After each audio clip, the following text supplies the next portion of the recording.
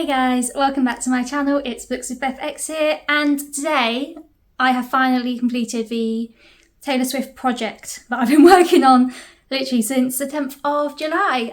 So if you're a Swiftie, like me, obviously, you'll know that she released her version of Speak Now, I think on the 10th of July. So what are we on today? As I'm filming this, it's the 12th of July, 12th of August. This will be going out on tomorrow, 13th of August.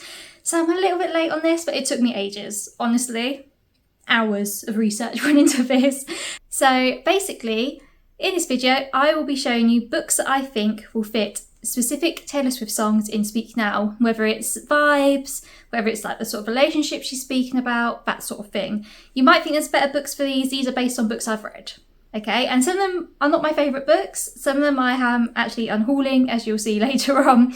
But these are ones from what I've read that I think fit. I'm not a big romance reader, so that's why it's quite tricky, because a lot of books I read are fantasy, usually don't really have relationships in them. So yeah, and let me know as well if you want me to do this to your favourite Taylor Swift album, because I'd love to do it. I've done this already for Folklore, which is my personal #1 album. I am happy to do it for any of them other than the ones that she still needs to re-record. So obviously I'll do this again in October for 1989 release, and obviously for Rep, and then Taylor Swift album eventually when she releases that. But any of the other albums other than Folklore and obviously Speak Now, let me know. I think I should probably do it for Red, shouldn't I? Because that's one of my faves. And Fearless, and Midnights, and Lover. I'll probably speed a bit more romance before I do most of these. But yeah, if you have a favourite, let me know. And I'm going to try to fly through this because the Folklore video is like over half an hour long, and I don't want to sit here and film for hours just for this quick video. So I'll try and fly through it, but know me, I'll ramble. So should we get into it? Because I've probably recorded for 2 minutes already, probably even longer. Let's get into it. Okay, so the first song on the album is Mine, and I don't own a physical copy of this book, but I have paired it with The Invisible Life of Addie LaRue, specifically because of the line, "Wondering why we bother with love if it never lasts." And that literally just describes Addie as a whole. If you've not read it, basically Addie LaRue made a deal with the devil to live forever. But as a result of this, every time she leaves a room or someone else leaves a room, they immediately forget her. So I feel like Wondering Why We Bother with Love If It Never Lasts really fits this really well. But there is a romance within the story, and she does meet someone who actually remembers her. Also, the bridge fits quite well as well. As everything was slipping right out of my hands, I ran out crying and you followed me out into the street. I braced myself for the goodbye because that's all I've ever known. Then he took me by surprise. He said, "I'll never leave you alone." I feel like that fits quite well with her relationship that's in the story. I'm not going to spoil it. You'll have to read it to find out what the relationship is. But yeah, I feel like it fits really well. It's quite similar vibes actually to the story too. So yeah, definitely recommend reading The Invisible Life of Addie LaRue by V.E. Schwab if you enjoy, or if your favourite song is Mine on the Speak Now album. So the next song on the album is Sparks Fly, which is basically about a relationship where people shouldn't be together, but they're just sort of drawn to each other. And for this, I will recommend one of the few romance books I have read, and that is Book Lovers. So both Nora and Charlie know they shouldn't be together. They're work rivals, they sort of work in the same industry, and obviously it'll be a little bit incestuous if they get together. And they try to resist each other, but they just can't help it. And the lyric here, "My mind forgets to remind me that you're a bad idea," it fits quite well because they're constantly trying to like not come together, but they do. So yeah, really good actually. This has made me want to read the rest of Emily Henry's books. I still only read this one, but I was saving. I've got People We Meet on Vacation and Beach Read to take on holiday with me, so I will definitely be reading them then because I feel like that suits it better. And to be honest, in the UK we've not had the right sort of summer to be able to sit there and read a romance like those. So yeah, but yeah, love this one. I do highly recommend this book as a non-romance reader. Give that a read. And if you can't tell as well, I forgot to mention, my shelves are very empty because obviously I've pulled out a load of books from here and I've removed my decorations, so I can stick these up and hopefully all of them, there's a lot of books, but hopefully all of them will fit. So the next song on the album is actually one of my favourite ones. I always like the depressing ones for some reason. It is Back to December, which is obviously about Taylor, well, her relationship with Taylor Lautner, but her not treating him with respect that he deserves, or not appreciating him. That's probably the right way of saying it. It's about her not appreciating Taylor Lautner. And for this, I decided to choose The Seven Husbands of Evelyn Hugo. I'm not going to spoil too much of this because it's a massive spoiler for this book, but everyone needs to read it. But basically, she doesn't treat one of her lovers in this very well. And there's a constant like back and forth and breaking up, getting together and things like that, and sort of issues of respect between the two of them in this. And yeah, she was at fault for quite a few of the breakups. Yeah, the lyric that fits this quite well is that this is me swallowing my pride, standing in front of you, saying I'm sorry for that night, wishing I'd realised what I had when you were mine. And it really fits quite well because the whole time she's sort of regretting how she treated that person and wanting to go back to them. So yeah, and again, everyone should read this because it is incredible. It's such a good book. So Speak Now. This one I really struggled with, mainly because I've not read any books that sort of have this sort of idea of someone stealing another person's fiance or boyfriend or girlfriend or whatever. So the best one I could think of was a fake dating situation, such as the one in To All the Boys I Loved Before. Again, I really enjoyed this series. This is a really good YA romance series. In this, you follow Lara Jean, and she is in love with her sister's boyfriend.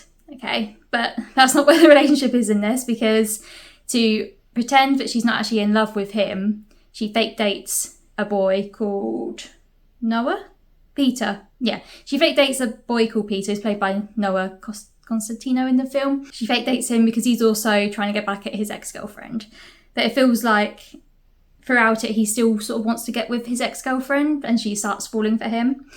So I feel like it kind of fits there, where he was still wanting to go back to his ex, but then they're both sort of being drawn to each other. And it's also got quite similar fun vibes to the song as well, especially with the lyric, "You wish it was me, don't you?" So yeah, it's really good. I do recommend this series. The film is really good as well. Well, all three of the films are really good.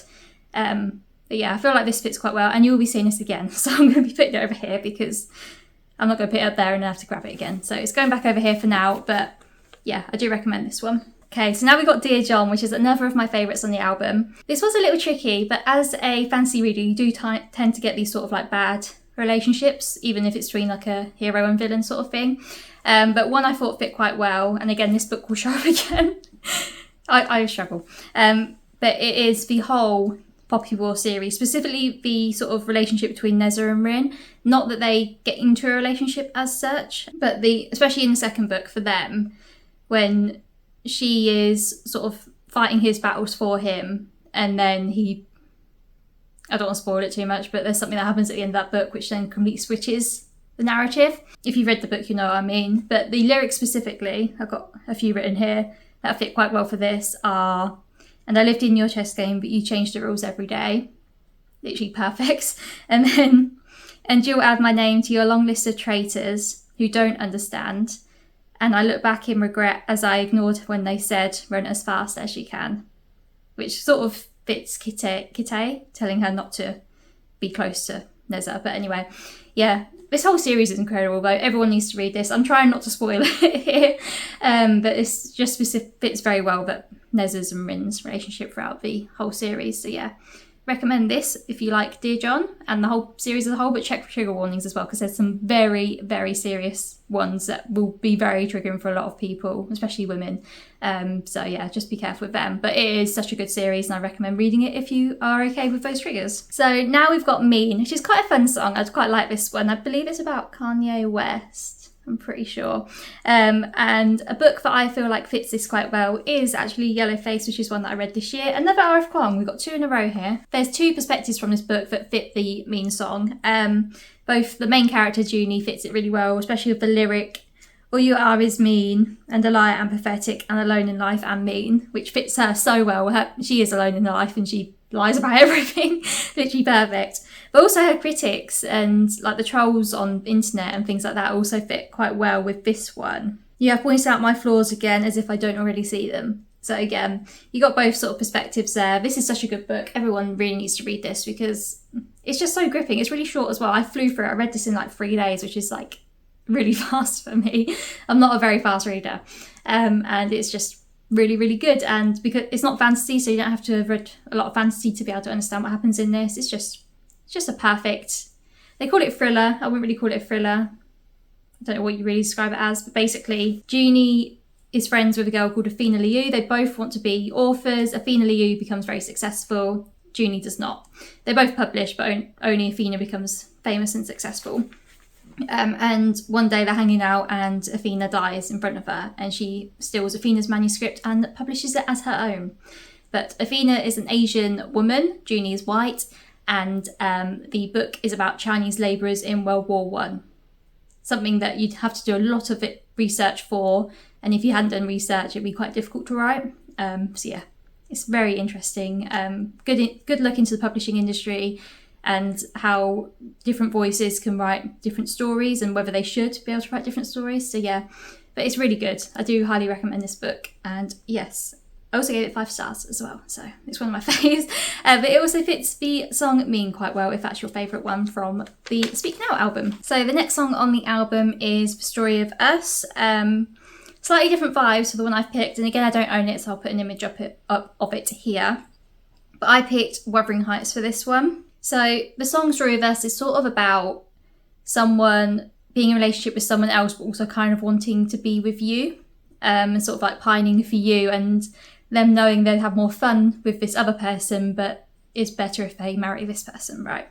So I feel like Wuthering Heights fits this quite well, because obviously you've got the relationship between Kathy and Heathcliff, and they are very much sort of a toxic relationship, but they still want to be together. But because Heathcliff is lower class and Kathy is upper, she marries a rich man and basically ruins any sort of relationship she could have had with Heathcliff, even though they still sort of want to be together. The lyric that fits this really well is, "And I'm dying to know, is it killing you like it's killing me? Yeah.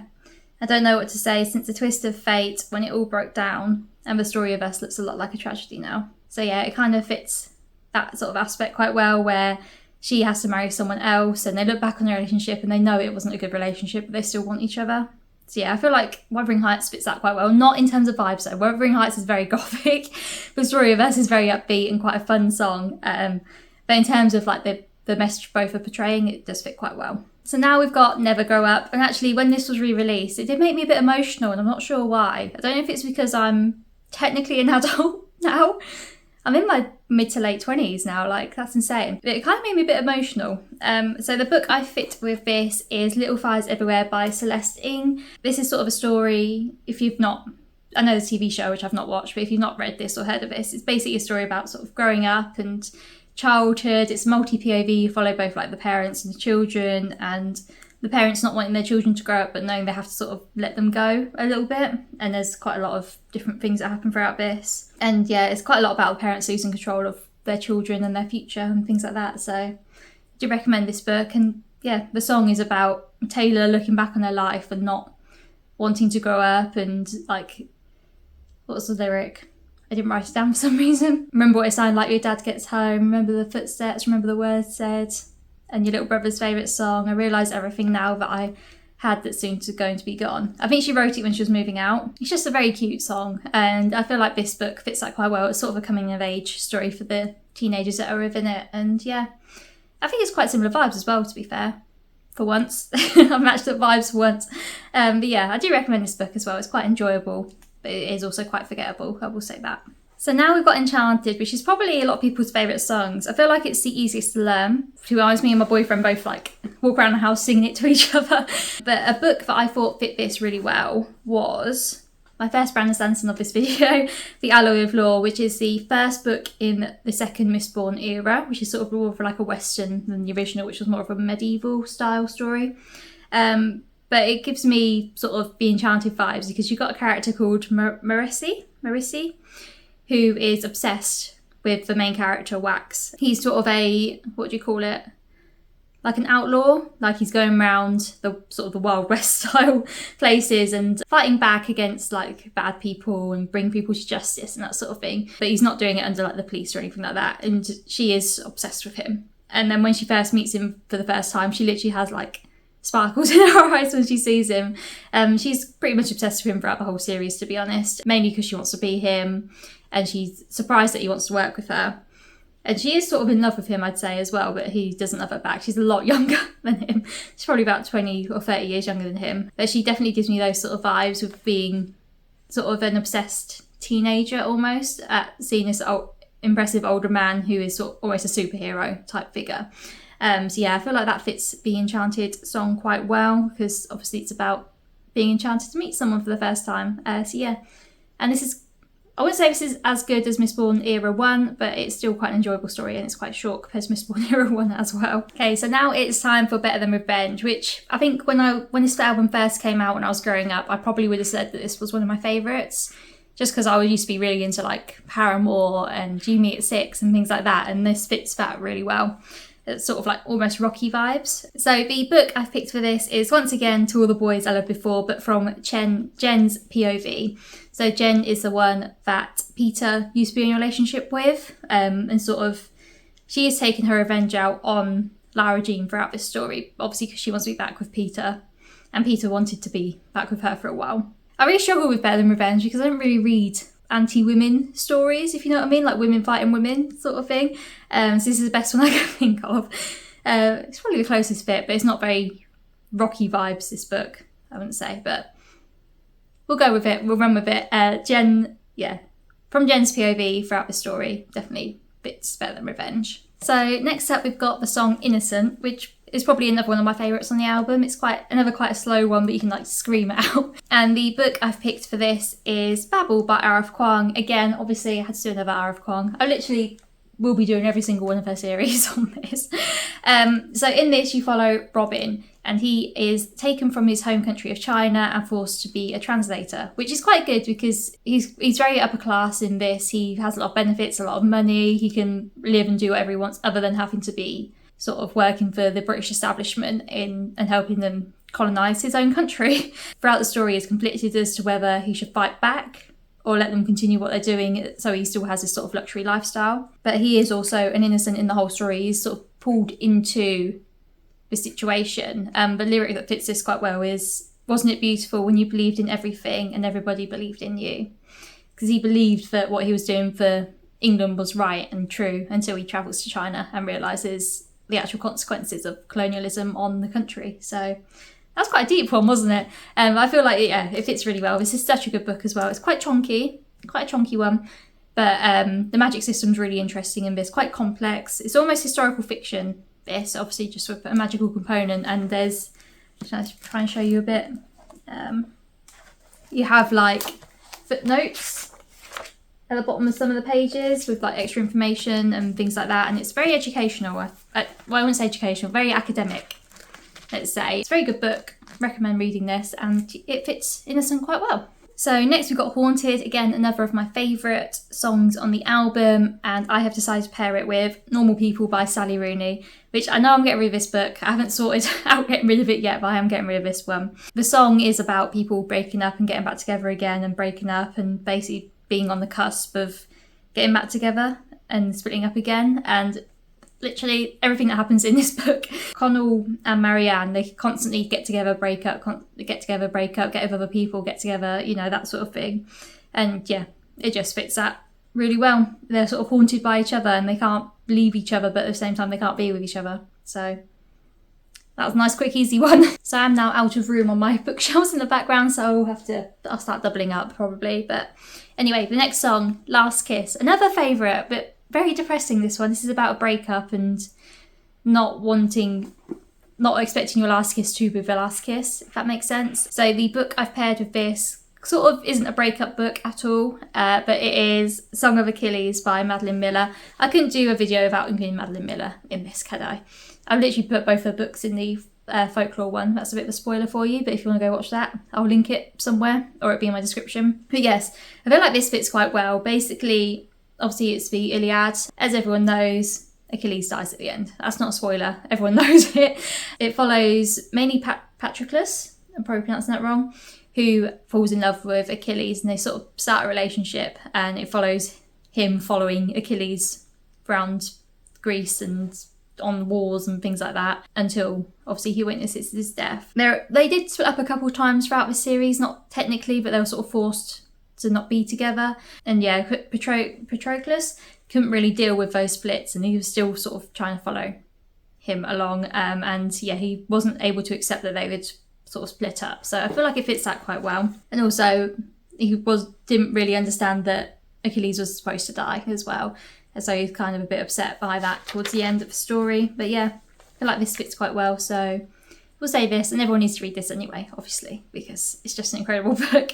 So read this whether or not Last Kiss is your favourite song. So now on to Long Live. So this song is basically about Taylor's success during Fearless album. So when that first came out, sort of winning awards and things like that, and sort of looking back on that success and hoping she can maintain and keep that success, or at least look back at the photos and remember that success that she had. And the book, obviously, that fits this really well, is Daisy Jones and the Six. Obviously, this is all about the band Daisy Jones and the Six, and it's sort of like a documentary style where they are looking back on their life in the band. The bridge of the song especially applies, where it's sort of, when you show them the pictures, please tell them my name. So as if like they're showing their children the photos of them as a band, and then tell them how the crowds went wild, tell them how the whole nation was screaming long live to them. And they were a very popular band throughout the story, and yeah, it just fits really well. I had to pick a band book for the band song. So the song Hours, you have to stick with me for this one because this isn't going to make sense until I've explained it. But obviously, as I say, I am not a romance reader, I'm a fantasy reader usually, and I did decide to pair this with A Final Empire by Brandon Sanderson, which isn't typically a romancy style fantasy book. In this, you have a heist. You follow your main character, Vin, who has recently discovered she has powers, and she takes part in this sort of gang to take down the Empire. But as a part of that, she is being used by Kelsia, who's sort of in charge of the gang, to infiltrate the nobility. And she has to dress up in all these pretty dresses and pretend that she's like a noble woman to sort of help infiltrate and learn secrets and things like that. But while she's there, she meets a nobleman called Elland, who is very different to the others, and they sort of start a relationship throughout the story. But it's a sort of relationship that everyone, including the rest of the gang and even herself, frown upon because they're not supposed to be together. And that's where Hours fits. So that in the whole song, they know they're not supposed to be together. Taylor and whoever it is that she's in a relationship know they're not supposed to be together, but they are. And they care about each other, and yeah, I just feel like this sort of fits that sort of angle of the song. So you stuck with me, well done. You understand why I picked this one now. So now we're on to Superman, which I wouldn't say is my favourite song on the album, but it's still fun, it's still enjoyable. And another Brandon Sanderson book, I've paired this with The Shadows of Self, which is the second book in Mistborn Era 2, mainly surrounding the relationship between Wax and Steris. So in book one, Steris was betrothed to marry Wax just because it was like sort of like a arranged marriage that will benefit both houses. So she's got quite a lot of money.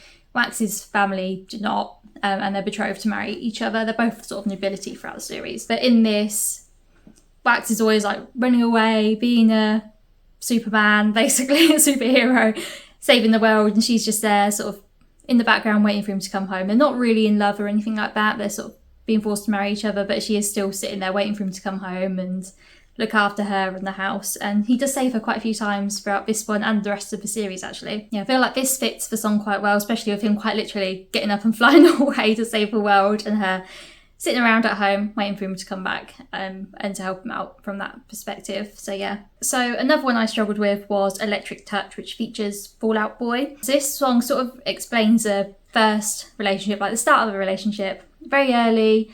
You're maybe first dating them. And I don't really read books with that sort of angle, but I thought that Shadow and Bone by Leigh Bardugo kind of fit this, especially this lyric. I've been left in this rain, lost and pining. I'm trying hard to not look like I'm trying.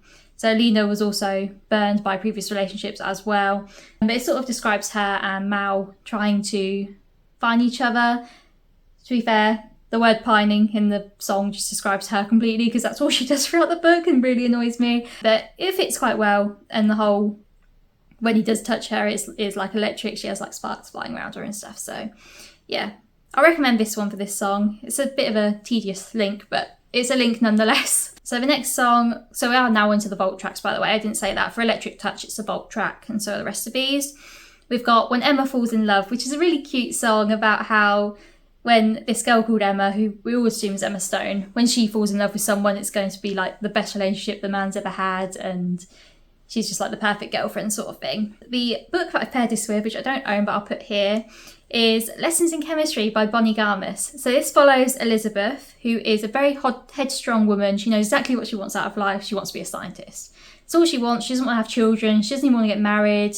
she's quite feminist, so she wants to keep her name as her name, and she won't settle for anyone. They need to be perfect if she did get with anyone. Yeah, every man's infatuated by her, but they sort of pass her by when they realise how feminist she is and how she doesn't want to get married and have children, etc. Until she meets her shelter from the rain, as the lyric from the song says, Calvin, and their relationship quite literally turns both their lives upside down. They are perfect for each other. And that's where the story begins in Lessons in Chemistry.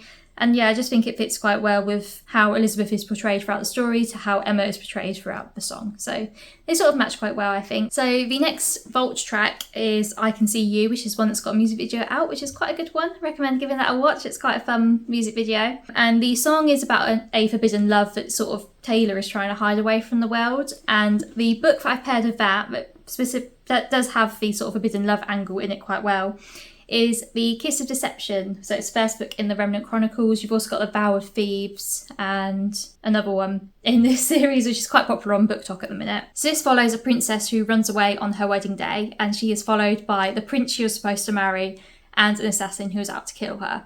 But there is a love triangle throughout this, and there's one of those is definitely a forbidden relationship that she definitely should not be in or should not be pursuing. So it fits quite well, I'd say. And again, it is a very good YA, it was almost fantasy romance, I'd say, a YA series with a really good magic system, and you just love all the characters pretty much, but this fits that sort of genre of forbidden love, but also hidden love quite well. So Castles Crumbling, this is the one with Hayley Williams. I had quite a few books I could pair with this, so I could have done Babel again. And I could have also done June as well, that would fit quite well. But I decided to pick Poppy War, obviously, by R.F. Kuang. I had to mention my favourite fantasy series again, didn't I? Throughout this, Rin is probably the most powerful person in the world, or at least in their country. But she does also use her power to do bad things. And she ends up being disgraced quite a few times and seen in like quite a bad light across the country, but also seen as a hero as well at times and sort of celebrated for that. But I felt like the bridge of the song fit really well for this. So it is, my foes and friends watch my reign end. I don't know how it could have ended this way. Smoke billows from my ships in the harbour. People look at me like I'm a monster. Now they're screaming at the palace front gates. Used to chant my name. Now they're screaming that they hate me. I just feel like it just fits Rin perfectly. Like she is definitely the character that fits the song. And as always, recommend you read this book because it is so good. Foolish One. This isn't one of my favourite of the songs, mainly because of the book I've paired it up with, to be honest, which is a book that I should have DNF'd, but it does fit the relationship quite well, I will say. So if it is one of your favourite songs, definitely give this a read. Conversations with Friends by Sally Rooney. I am still unhauling this. All the books I'm unhauling are in a pile in my office at the minute. I really dislike the relationship in this, but basically Francis and Nick, Francis is the mistress, basically. Nick is married to another woman, and Francis falls in love with Nick and becomes his mistress, essentially. And throughout the story, she is hoping that he'll leave her, but he never does. And the lyric that fits this quite well is, you got her on your arm and me in the wings. I'll get your longing glances, but she'll get your ring. And then also the lyric, sitting around waiting for confessions of love. They ain't never gonna come. And thinking he's the one, you should have been walking out. So I feel like it fits quite well. And honestly, it's the whole thing that I was thinking of when I was reading this, is that Francis should just leave the bloke alone, but he doesn't, she doesn't. And obviously also Nick is played by Joe Alwyn in the TV show. So it's quite a funny connection that I've made there. I feel like this fits quite well. If you are into that annoying relationship where the girl is a mistress, give this a read. I wouldn't recommend it, but it fits, so we're using it. I haven't got anything else that'll fit. And the last one, and this has worked out quite well, so we've got 2 rows complete on both shelves of 4 books, and then we've got the final book here, which I don't need to actually put up now, and that is for the song Timeless, A Man Called Ove by Frederick Backman. I feel like this fits really well. So in this you follow sort of a grumpy old man.